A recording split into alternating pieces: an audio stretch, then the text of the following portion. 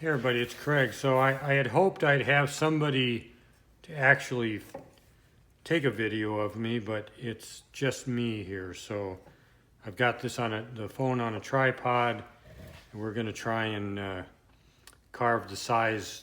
I think it was a 12. I can't even remember. We're going to do a size 12 wax here. And so one of the things we want to check first is what's the millimeter on a size 12. And so the millimeter is, it's like, I don't know, 21 and a half millimeters. And then if the band's going to be 2 millimeters thick, so the inside is 21 and a half, so we're going to have to add, I don't know, it's going to be a little over an inch. And so before we even start this, we want to see how big this is. And so we're really close, but it should work pretty good. And so what we're going to do is I've got, you can buy all different kinds of wax tubing. This is the Ferris wax. I think there's different brands. I don't know, this one seems to work fine for me. You can get wax, this is the blue color, you can get it in purple, you can get it in green, and then there's some other ones as well. I like the blue because the blue has a little more wax in it and it's more flexible. And so if you're not doing a lot of detail, which these bands have no detail, I think it's perfect for that. So I've already done this, but I'm going to show you. You can kind of use your thumb as a guide. And this is just a basic file from Harbor Freight. But you're going to want to file this end flat. And you want to be able to look at it and see that it's straight. And once you get that done, then you're going to have your millimeter gauge and a set of dividers. From the last tutorial, I've cleaned these so they're not quite so ugly.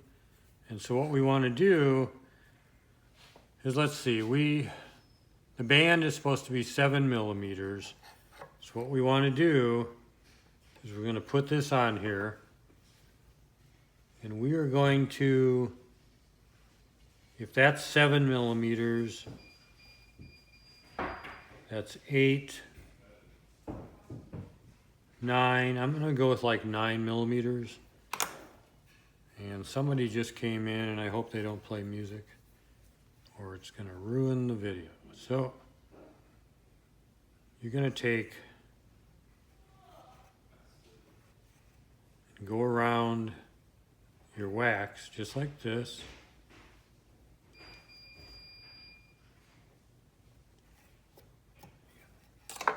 Okay.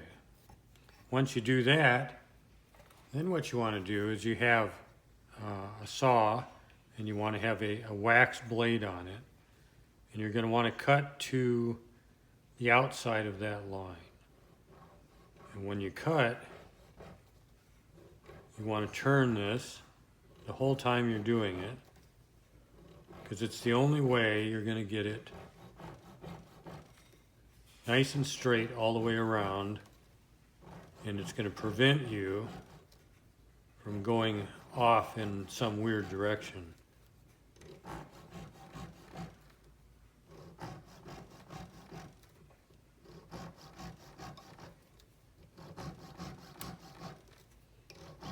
So we turn it, cut a little bit, turn it, cut a little bit, and we're just about there. And if I go too far, it's probably going to shoot across the room, so I'm just going to kind of break it off. So that gets put aside. And now this one, you're going to want to hang up your saw. You're going to take your file. This is a nice flat file. And you're going to go around, keep turning it. You want your bench pin to be fairly flat and not have any edges on it that are going to cut into the wax.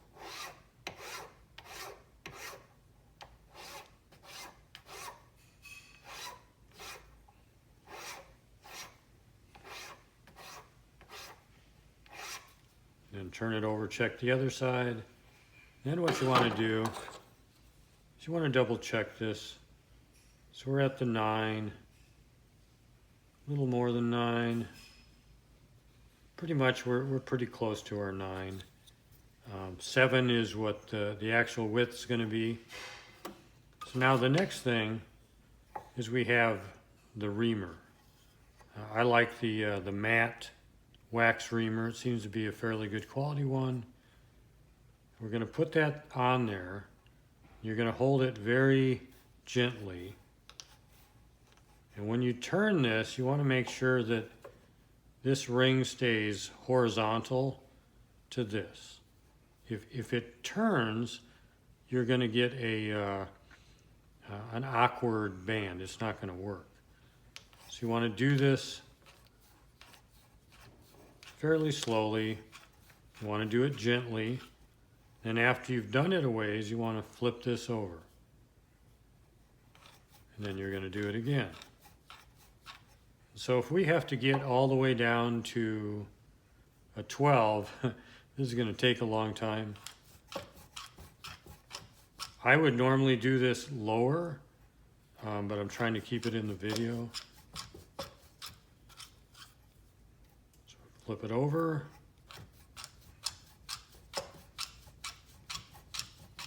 And the other thing is this is not accurate. So the whole time we're doing this, we're going to want to keep checking, and you want to have a good mandrel. There's a lot of crappy ones out there. This one is a calibrated mandrel, and it's really nice because it has, if you're going to do ring sizing, it's got these on the side as well. But we don't need it yet. We got a long ways to go.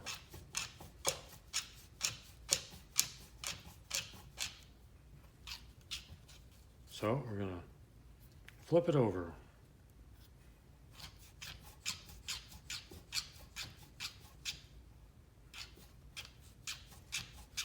We're getting up around the 9 range.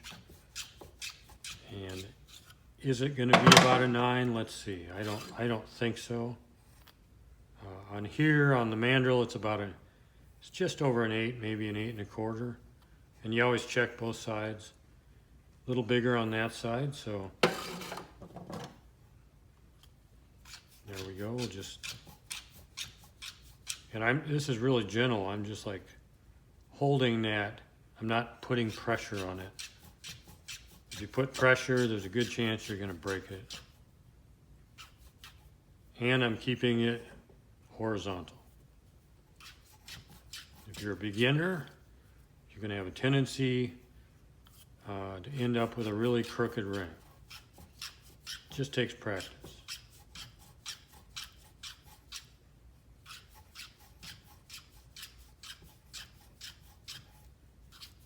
So we're getting there. And what's great about this, as you can see, we need a 2mm band. This is going to be to a point where we probably aren't going to have to take too much off the top. And that's going to be great.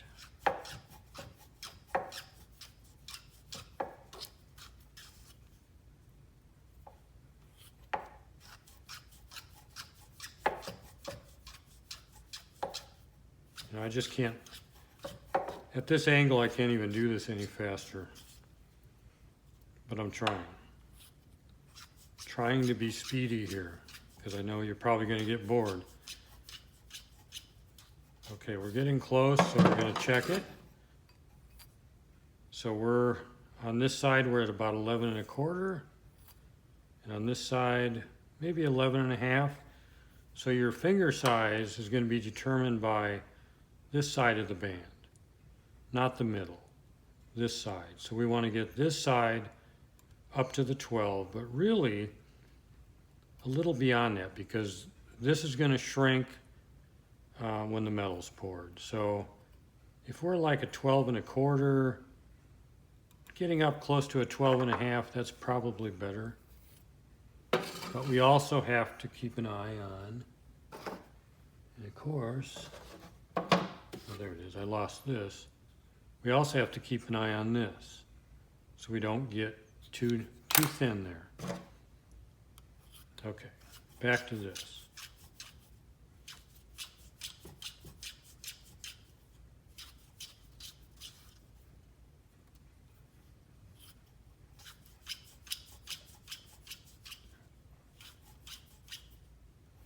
Okay, so we're actually a little over a 12. So now what we're going to do is we're going to take that off, clean this off, and we're going to test it. But on here, see, we're not even quite there yet. 11 3/4. That side 11 3/4. So we still got to go a little farther. You could also use, and you could get like a barrel burr like this. It's just harder to keep it even, I guess. So here, we'll go a little farther. And you're kind of limited on this. You probably hit about a 13 at the most.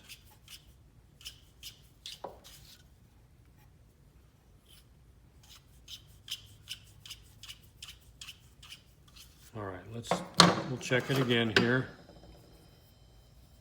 So we're there. We're like a little over 12 on there, a little over 12 on there. And then what we want to do is we've got to check this. And we're at 2.8 or so. And you want to check it all the way around, because usually these are not really that accurate. And flip it over and check the other side. But we're actually really, really good.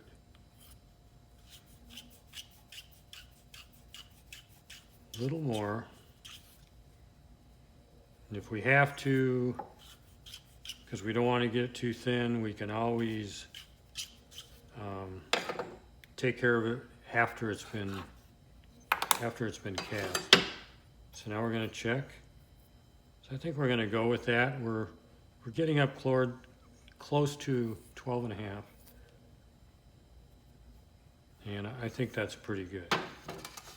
So now we have this. We need to check this. And it's really pretty darn good. But just to show you what you would do, is you would take your millimeter gauge, you'd set your dividers on there. And so let's say we bring it to 2.5. And so 2.5 is going to give us room so that when it's cast, then we file it down to the correct size. It's a lot easier to take it off than it is to put it on. So you want to go all the way around.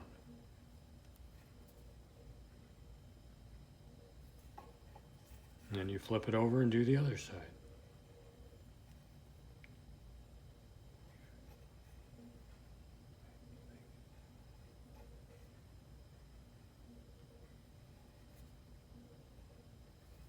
So at this point, this is so close I hate to even really file it, but you'd hold it in your hand and you kind of brace it against there.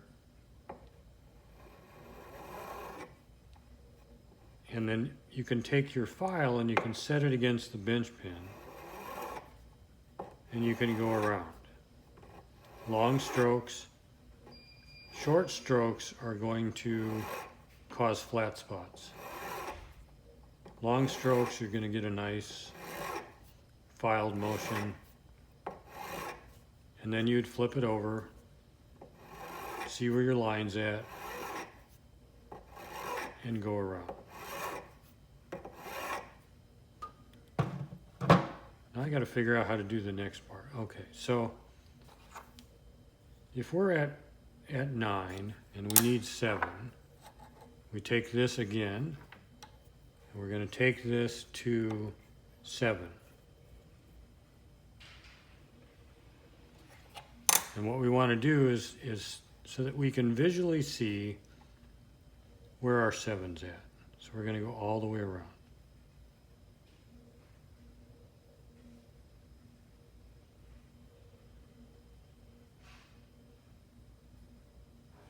So now we know we have approximately 2 millimeters there. And I would say we want to take it down, maybe we can do part of it like this.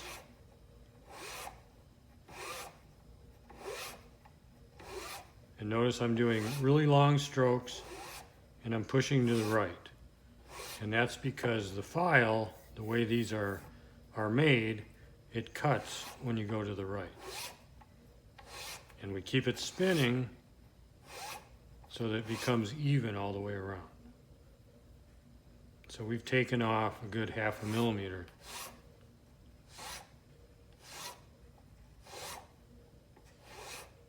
Now the other way, of course, you could have a file where it's a little more aggressive, and that would speed things up.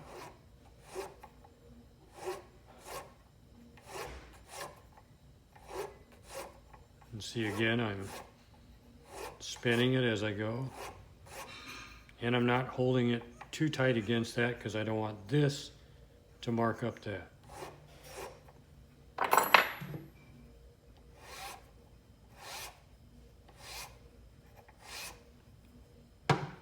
So we're getting there. Doing it this way is working really well.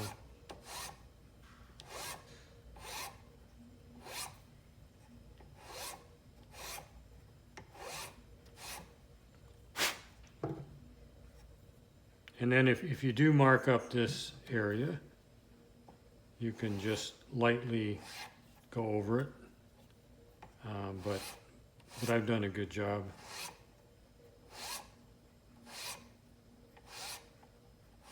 You just got to teach your fingers and your thumb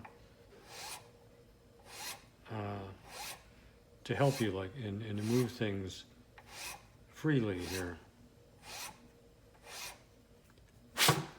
So we're getting really close. I don't want the video to be too long, so I'm probably going to take that down till we're about a 1/2 millimeter over the line. But the other thing you want to do, and so if you have a file that you use more for bench work, you need to be really sure that it's clean.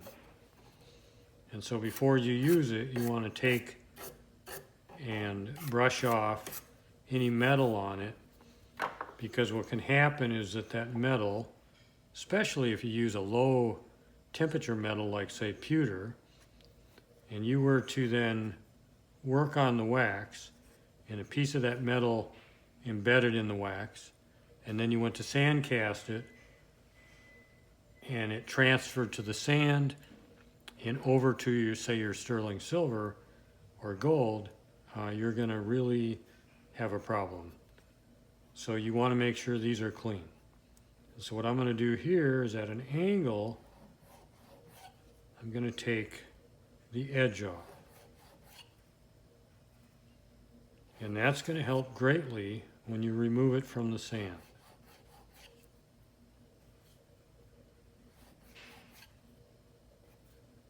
You want to do it all the way around.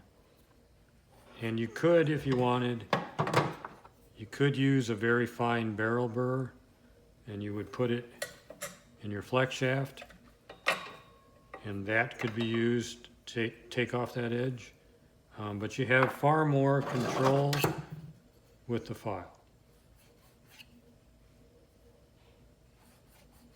And I'm not going to do this side because I still need to take that down a little bit. And then I'll go on this side and file that. And we are going to have a perfect band ready for sand casting. All right, I think that will do it. You can take a look at that. I think it turned out excellent. All right. Whoops, thanks.